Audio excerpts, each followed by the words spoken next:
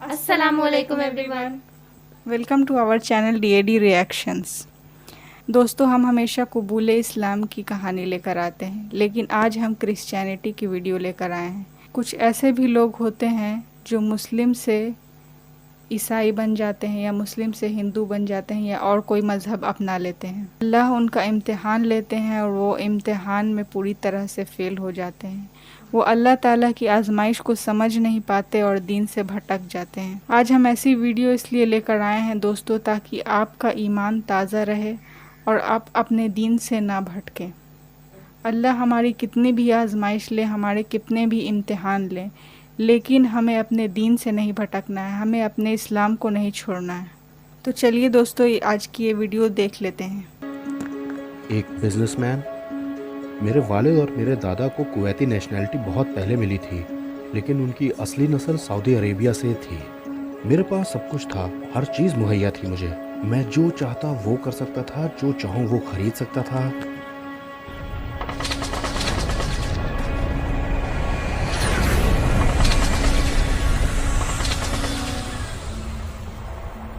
हम एक लंबी कहानी से गुजरे हैं। वो कहानी कुवैत और इराक के बीच की है।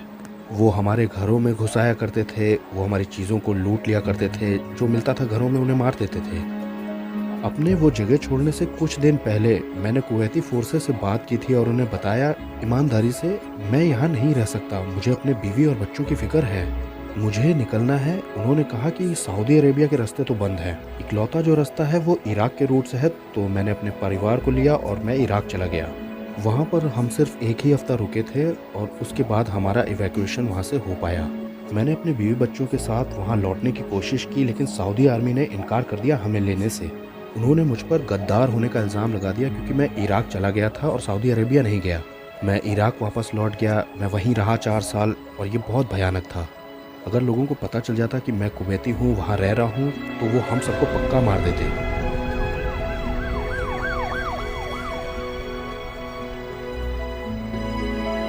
मुझे एक ऐसा शख्स मिला जो गैरकानूनी तरीके से मुझे अल बसरा से जॉर्डन ले आए और वहाँ पे मैंने एक छोटा सा घर किराए पे लिया और मैं वहीं रहा। फिर मैंने वहाँ पर चाय बांटने का काम किया और फिर मैंने वहाँ गैस कंटेनर जो लोग बांटते हैं वो काम भी किया। लैला ने कहा, आदिल, हमें अपने परिवार वालों को कुवैत में फ़ोन करना चाहिए और कहना चाहिए कि हमारी मदद करें। मैंने कहा कि ये नामुमकिन है, क्योंकि वो मेरे लिए काम किया करते थे। तुम चाहती हो कि मैं नीचे झुक के उन्हें फ़ोन करके कहूँ कि मेरी मदद करें? मैं ऐसा कभी नहीं करूँगा। जब मेरे बच्चे खाना मांगा करते थे, मैं कहता था इंशाल्लाह पापा लाएंगे, लेकिन मुझे पता नहीं होता था क्या करना है, क्योंकि मैं काम ढूंढता था, काम मिलता नहीं था। मैंने फ़ैसला किया कि मैं अपने ख़ानदान वालों को कॉल करूँगा। मैंने अपनी बीवी से कहा, चलो चलते हैं जहाँ से फ़ोन करते हैं। मैंने अपने ख़ानदान वालों को फ़ोन किया, उनसे बात की और फिर मैंने फ़ोन रख भी दिया। अब जिस जगह से मैंने कॉल की थी, वहाँ के ओनर की जो बीवी थी, उसने मुझसे कहा कि तुम्हारा बेटा बड़ा है, क्या वो स्कूल जाता है? मैंने ईमानदारी से बताया कि वो स्कूल नहीं जाता है। उसने पूछा कि क्यों नहीं जाता? मैंने उसे बताया कि पहले तो मैं जॉर्डन का नहीं हूँ, दूसरा मैं एक प्राइवेट स्कूल का खर्चा नहीं उठा सकता। उसने कहा, यहाँ एक चर्च है जो बच्चों को फ्री में पढ़ाते हैं। मैंने उससे पूछा, आपको पता है आप क्या कह रही हैं? मैं एक मुसलमान हूँ, मैंने इस्लामिक शरिया पढ़ा है और आप चाहती है कि मैं अपने बच्चों को मसीहियों के साथ चर्च में पढ़ाऊँ? और उसने जवाब दिया कि मैं भी तुम्हारी तरह मुसलमान हूँ और मेरे बच्चे सारे वहीं पढ़ते हैं। मुझे भी रहम आया अपने बेटे पे, तो मैंने फ़ैसला किया कि वो भी पढ़ाई करे। तो उसके अगले दिन मैं अपने बेटे को लेकर के स्कूल गया। वहाँ एक आदमी मिला, उसने कहा, मैं आपकी किस तरह से मदद करूँ? मैंने कहा, मैं चाहता हूँ कि मेरा बेटा यहाँ आपके साथ पढ़े, लेकिन मेरी एक इल्तिजा है। उसने कहा, वो क्या है? मैंने कहा, मैं नहीं चाहता हूँ कि मेरा बेटा आपके मज़हब या दीन की बातें सीखे। उसने कहा, पक्का, कोई दिक्कत नहीं। अब 3 दिन के बाद उन्होंने कहा कि एक मीटिंग है, क्या आप आना चाहेंगे उसमें? मुझे लगा ये पेरेंट्स मीटिंग है। मैंने कहा, बिल्कुल, मेरा लड़का पढ़ता है वहाँ। तो मैंने अपनी बीवी को लिया और मैं वहाँ चला गया। हम सबसे पीछे जाकर के चर्च में बैठ गए। उन्होंने दुआ की और उन्होंने इबादत के गाने गाए। मैंने अपनी बीवी से कहा, लैला, ये सही नहीं है, ये लोग जहन्नुम जा रहे हैं, ये हलीम हैं, ये अच्छे हैं और मदद भी करना चाहते हैं। मुझे इनके पास जाना ही होगा, इन्हें इस्लाम के बारे में बताना होगा और इन्हें मुसलमान बनाना होगा, ताकि ये खुदा की जन्नत में जा सके। अच्छा नहीं होगा कि ये जहन्नुम जाएं। मैंने उनके साथ बहुत ही जोश खरोश के साथ शुरू किया कोई भी मैटर डिस्कस करना। मैंने अपने हाथों को बिल्कुल तैयार रखा था कि मैं उसे बॉक्स के अंदर कर दूंगा। मैंने उसे बताया ईमानदारी से तुम अच्छे तरह से ड्रेस पहनते हो, मुझे लगा था कि तुम में तालीम होगी कुछ, लेकिन इसके उल्टे ऐसा दिख रहा है कि जैसे ना तो तुम्हें कुछ पता है और ना ही तुम्हारे कुछ समझ है। मुझे लगा कि वो मुझ पे नाराज होगा और मुझे मारेगा। मैंने भी घूंसा तैयार रखा था कि वो पहले मुझे मारे, मैं मार दूंगा। उसने मुझे इज्जत से जवाब दिया और तारीफ की और उसके चेहरे पर एक मुस्कुराहट थी। मैं उस पर नाराज हुआ था, मैंने गलत किया था, मैंने उसकी बेइज्जती की थी। इसके बावजूद वो मुस्कुरा रहा था, मुझसे अच्छे से बात कर रहा था। क्यों? क्या फर्क था? इस्लाम में कभी किसी तब से कुवैत से ज़ोर पैसा पहुंच ज़बरदस्ती नहीं गया लिखी गई। तो मैंने एक छोटी सी दुकान खोली। पहला महीना बहुत बढ़िया गया और मैं 200 दिनार का रेंट जो था वो दे पाया। दूसरे महीने में मैं सिर्फ 150 बना पाया, तो 50 कम रह गए थे किराए के। तो दुकान का मालिक आया किराए के लिए। मैंने उसे 150 दिए और कहा कि 50 मैं कल दे दूंगा। उसने कहा नहीं, मुझे पूरा रेंट आज ही चाहिए। मैं दुकान के बाहर गया, मैंने लोगों को पुकारा कि आइए मुझसे खरीदिए। लोग मेरी तरफ आए और ऐसे आ रहे थे जैसे कि वो मुझसे ही खरीदेंगे। वो मेरी तरफ देखते हुए बढ़ते थे, लेकिन जैसे ही मुझ तक पहुंचते थे वो दाएं बाएं की दुकानों में चले जाते थे। ये ऐसा था जैसे मेरी दुकान के सामने कोई पर्दा पड़ा हो जो कि उसे बंद कर रहा हो। मैं अपने एक दोस्त के पास गया पैसे उधार लेने के लिए। उसने मुझसे कहा, माफ़ करना अबू अहमद, मैंने अभी अपना पैसा मिस्र भेजा है, मेरे पास इस समय कुछ भी नहीं है। उसने मुझे कुर्सी दी वहीं बिल्डिंग के सामने बैठने के लिए। मैं बैठ गया कुर्सी पर, ये सोचते हुए कि कोई हल निकालूं, लेकिन मुझे कोई हल मिल नहीं रहा था। इन्हें समझ में नहीं आ रहा था कि अल्लाह इनका कुछ इम्तिहान मेरे ले रहा अंदर है। से जोर मार रहा था कि मैं कुर्सी के नीचे देखूं। और जब मैंने कुर्सी के नीचे देखा तो मुझे वहां पर एक लकड़ी का बना हुआ क्रूस मिल गया। मैंने उस क्रूस को उठा लिया।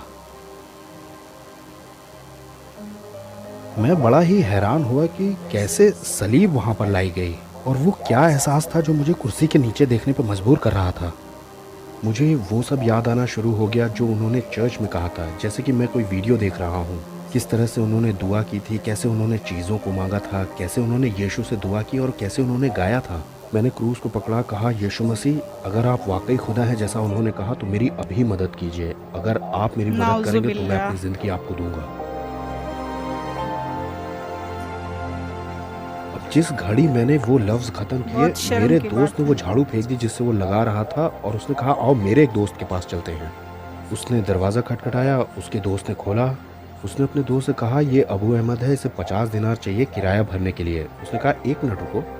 वो अंदर जाके लौटा $100 का बिल लेकर के और उसने मुझे दे दिया। मैंने उससे पूछा, तुम मेरा पूरा नाम जानते हो? उसने कहा, नहीं, तुम अबू अहमद हो, मैं ये जानता हूँ। मैंने उससे पूछा, क्या तुम्हें मालूम है मैं कहाँ रहता हूँ? उसने कहा, नहीं। मैंने कहा, तुम मिस्री हो, मिस्र में तुम्हारा खानदान है और तुम्हें भी पैसों की ज़रूरत होगी। तुम मुझ पे कैसे भरोसा कर सकते हो, मुझे पैसा दे सकते हो जबकि तुम्हें इसकी ज़्यादा ज़रूरत है? उसने कहा, अगर तुम वापस करना चाहते हो तो कर देना, नहीं तो मत करना। मैं ये साबित करना चाहता था कि जो हुआ वो इत्तेफाक से हुआ, वो मसीह ने जवाब नहीं दिया था। मैं इसका बहाना चाहता था कि मसीह ने जवाब नहीं दिया है, लेकिन ये बिल्कुल जाहिर था कि मसीह ने ही दुआ का जवाब दिया था। फिर मैंने फैसला किया कि मैं अपनी बीवी को बताऊंगा। मैंने उसे बताया कि मैंने अपना मज़हब बदल लिया है, मैं अब एक मसीही हूँ। वो मुझसे पूरी तरह से खफा हो गई, मुझसे कहा कि तुम पागल हो गए हो, तुम्हारा दिमाग खराब हो गया है, तुम गए थे कोशिश करने की उनको बदलो, उन्होंने तुम्हें बदल दिया। मैंने सोचा उसके साथ चीज़ें और ख़राब हुई, इससे अच्छा मैं वॉक पे होके आता हूँ। जब मैं वापस लौटा तो उससे भी बड़ी आफत आई हुई थी। मैंने पाया कि लैला ने उस कमरे को 2 हिस्सों में बांट दिया था चादर का इस्तेमाल करके। मैंने उससे पूछा, ये सब क्या है? उसने कहा, तुम अब मेरे शौहर नहीं हो, तुम एक काफिर हो। वो जगह तुम्हारी है और ये दूसरी मेरे और मेरे बच्चों की है। हमारे पास मत आना, हमारी ज़िंदगी में दखल मत देना, तुम अब शौहर नहीं हो। मैंने कहा, मेरी प्यारी बीवी, यही सही रास्ता है, मसीह खुदा है। उसने कहा, बस बहुत हो गया काफिर। एक दिन एक दोस्त ने सलाह दी कि मैं यूनाइटेड नेशंस के दफ्तर जाऊं ताकि वो तुम्हारी मदद करें, तुम्हारे पास कुवैती दस्तावेज़ हैं। मैं गया यूएन में और उन्होंने मुझे एक लिफाफा दिया और कहा, इसे खोलना मत और इसे जॉर्डन की पुलिस के हाथ में ही जाकर देना।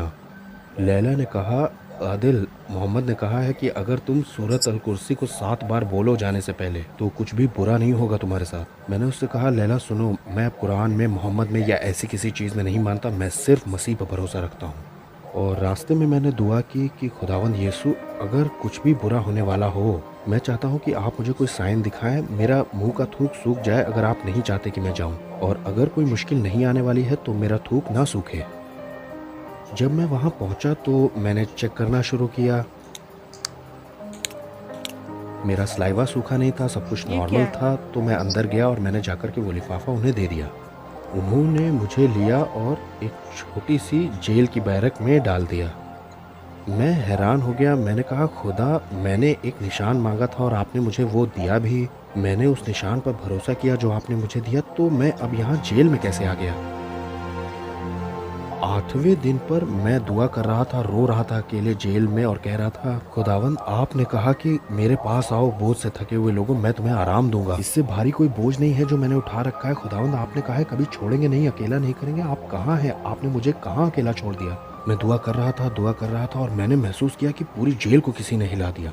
तकरीबन 10 मिनट के बाद जेल की देखरेख करने वाला एक शख्स के साथ आया जिसने अच्छे से कपड़े पहने थे। उस आदमी ने कहा, मैं यूएन का रिप्रेजेंटेटिव हूँ, मैं तुम्हें लेने आया हूँ। मैंने कहा कि मैं एक सवाल आपसे पूछना चाहता हूँ। उसने कहा, क्या? मैंने कहा, आप लोगों ने मुझे एक लिफाफा दिया, कहा कि जॉर्डन पुलिस के पास जाऊँ मैं। आप यहाँ क्यों नहीं आए या मुझे फ़ोन नहीं किया? क्यों मुझे यहाँ छोड़ दिया इस समय में? उसने कहा, हम कभी कॉल नहीं करते और ना ही किसी के लिए जाते हैं कहीं। जब रेड क्रॉस के लोग आते हैं और हमें बताते हैं कि वहाँ लोग हैं जिन्हें हमने भेजा है यहाँ, तब कभी 4, 5, 6 महीने बाद हम आते हैं और उन्हें ले जाते हैं। तुम ही एक इकलौते ऐसे केस हो जिसके लिए जेल के मैनेजर ने रोज हमें फ़ोन किया है ये बोल के कि आओ आदिल को ले जाओ। मेरे अंदर मैं जानता था कि किसने दुआओं का जवाब दिया है, किसने उस शख्स से उनको फ़ोन करवाया है। अल्लाह ने इनका इम्तिहान 6 लिया और महीने ये तक मैं इम्तिहान दुआ में पूरी करता तरह रहा से और फेल हो बाइबल गए। के इस वादे पर यकीन करता रहा कि ईमान कर तो तू और तेरा पूरा खानदान नजात पाएगा। तो देखा आपने दोस्तों, ये खुद चले थे लोगों को जहन्नम से बचाने के लिए और खुद जहन्नमी बन गए। आपसे बस यही गुजारिश है दोस्तों कि आप अपने दीन से मत भटकें। चाहे कोई भी रुकावट आए, चाहे ज़िंदगी में कोई भी परेशानी आए, अपने दीन से बिल्कुल भी ना भटकें। आज की वीडियो से आपको कुछ ना कुछ सीख ज़रूर मिली होगी। आज की वीडियो के बारे में आप क्या कहेंगे कमेंट बॉक्स में ज़रूर बताइएगा। मिलते हैं नेक्स्ट वीडियो में। अस्सलाम वालेकुम।